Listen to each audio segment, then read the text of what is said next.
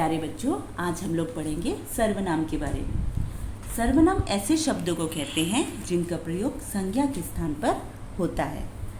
संज्ञा की पुनरावृत्ति मतलब बार बार जो प्रयोग होता है उसे रोकने के लिए इसके स्थान पर प्रयुक्त होने वाले शब्दों को सर्वनाम कहते हैं। कुत्ता बहुत भूखा था।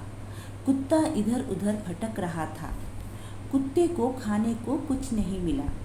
एक आदमी को कुत्ते पर दया आई। तो ये ऐसी उदाहरण दिया गया है, इसमें बताया गया है देखो कि जो कुत्ता शब्द है वो बार बार प्रयोग हो रहा है। तो यहाँ कुत्ता शब्द का जो बार बार प्रयोग हो रहा है इससे हमें कुछ अटपटा सा लग रहा है। तो इन्हीं को वाक्यों को अगर हम सर्वनामों का प्रयोग करके दोबारा कहें तो कैसा होगा। कुत्ता बहुत भूखा था। वो इधर उधर भटक रहा था।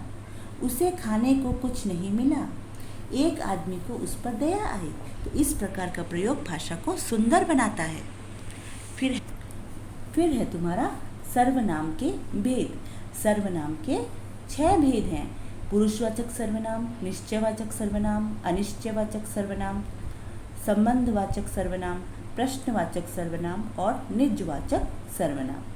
पुरुषवाचक सर्वनाम जो सर्वनाम बोलने वाले, सुनने वाले या किसी अन्य व्यक्ति जिसके बारे में बात की जा रही है के लिए प्रयोग किए जाते हैं वे पुरुषवाचक सर्वनाम कहलाते हैं, जैसे मैं, तुम, वो आदि। पुरुषवाचक सर्वनाम 3 प्रकार के होते हैं। एक तो होता है तुम्हारा उत्तम पुरुष, मध्यम पुरुष और अन्य पुरुष। उत्तम पुरुष में तुम्हारा जो बोलने वाला और जो लिखने वाला अपने लिए जिन सर्वनामों का प्रयोग करता है वे उत्तम पुरुष कहलाते हैं, जैसे मैं, हम, मेरा, हमारा, मेरी, हमारी आदि। जो मध्यम पुरुष होता है जिस सर्वनाम को बोलने वाला या लिखने वाला श्रोता सुनने वाले के लिए प्रयोग करता है उसे मध्यम पुरुष कहते हैं, जैसे सेकंड पर्सन उसके लिए कहते हैं, जैसे तुम, आप, तेरा, तेरी, तुम्हारी, तुम्हारे, आपका आदि। फिर है तुम्हारा अन्य पुरुष मतलब थर्ड पर्सन। इसमें जो बोलने वाला तथा जो वक्ता तथा सुनने वाला जो श्रोता होता है किसी तीसरे व्यक्ति के बारे में कुछ कहता है या कहते हैं या सुनते हैं या लिखते या पढ़ते समय जिन सर्वनामों का प्रयोग होता है उन्हें अन्य पुरुषवाचक सर्वनाम कहते हैं, जैसे वो, वे, उसको, उनको, उसका, उनका, उसकी, उनकी आदि। फिर दूसरा है हमारा निश्चयवाचक सर्वनाम। जो सर्वनाम किसी व्यक्ति अथवा वस्तु का निश्चित बोध कराते हैं वे निश्चयवाचक सर्वनाम कहलाते हैं, जैसे यह किसकी गेंद है। इसमें यह क्या है, निश्चयवाचक सर्वनाम है।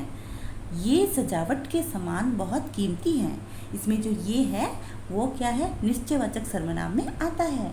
तो अभी देखो ऊपर लिखे जो वाक्य हैं, रंगीन छपे वाक्य शब्द हैं, ये देखो ये, यह, वो, वे, ये सब किस में आते हैं, निश्चयवाचक सर्वनाम में आते हैं। ये शब्द किसी न किसी वस्तु या व्यक्ति की ओर हमें संकेत करते, उनका निश्चय का ज्ञान कराते हैं।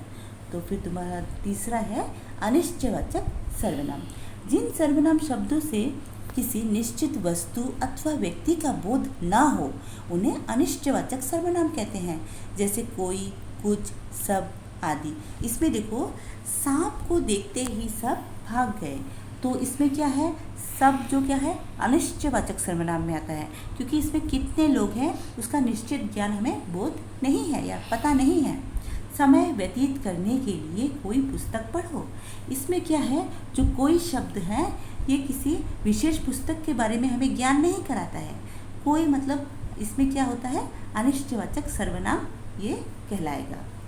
फिर है तुम्हारा देखो भूखे भिखारी को कुछ खाने को दीजिए। इसमें जो कुछ है वो क्या है, कुछ विशेष प्रकार की वस्तु का ज्ञान का बोध नहीं कराता हमें। इसमें कुछ मतलब जैसे कुछ भी हो सकता है वो। तो इसीलिए प्राय अभी तुम देखो प्राय जो सजीव प्राणियों के लिए कोई का और निर्जीव वस्तुओं के लिए कुछ का प्रयोग होता है। जैसे यहाँ उदाहरण देखो, यहाँ पर कोई आया है, दूध में कुछ है। तो कोई आया है क्या है तुम्हारा, सजीव प्राणी में आता है, और दूध में कुछ है ये क्या आ जाता है तुम्हारा, निर्जीव वस्तुओं पर के लिए इसका प्रयोग होता है कुछ का। ठीक है।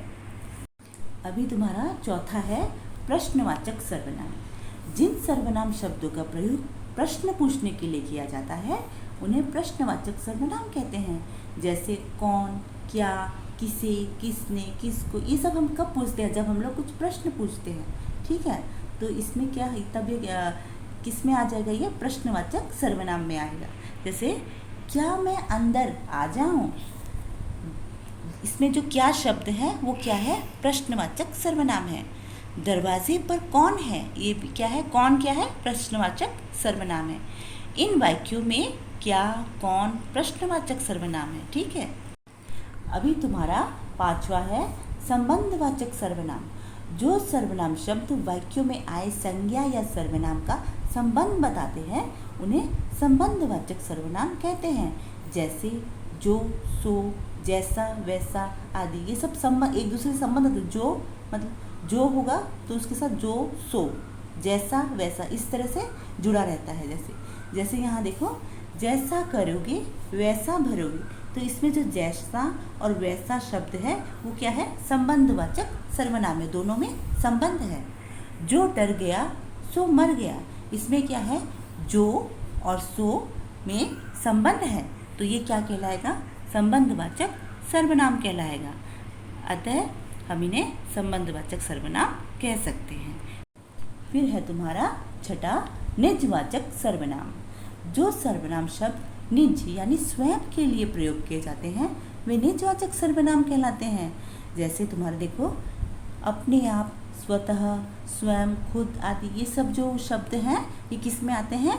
निजवाचक सर्वनाम में आते हैं। खुद के लिए जो हम प्रयोग करते हैं, मैं यह कार्य स्वयं कर लूँगा, इसमें स्वयं क्या है? निजवाचक सर्वनाम है।